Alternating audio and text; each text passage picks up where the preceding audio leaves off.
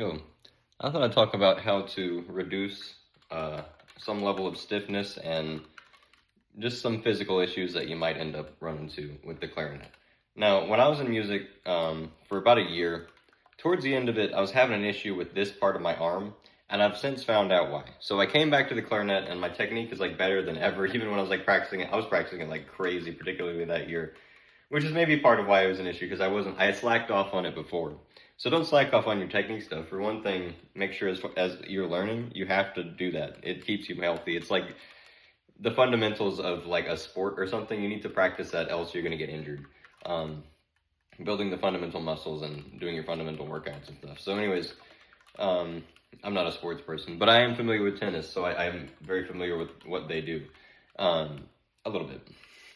But now, one of the main things that you could do to mitigate any effects is to work on your diet. Now, you might not think that you have any reaction to gluten or whatever.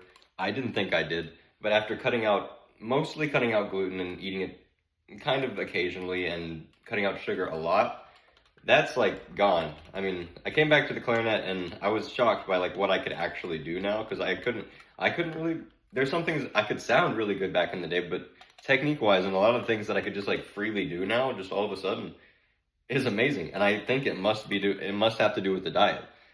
So gluten and sugar, be careful with them. Even if you don't think it's affecting you, cut it out for a little while, then come back and just see like if this feels like really free and you just do whatever you want with your hands. Because like I noticed I kind of like let up on my diet a little bit just like a week or so ago, and immediately like I was like, okay, this is stiff. Like look at my last short. I think it was my last one. Maybe it was the one right before the last one, but like my hands were like really stiff and I was really struggling with it. And I think it was because I let up on my diet a little bit. If you want to play your best, you gotta put in good food.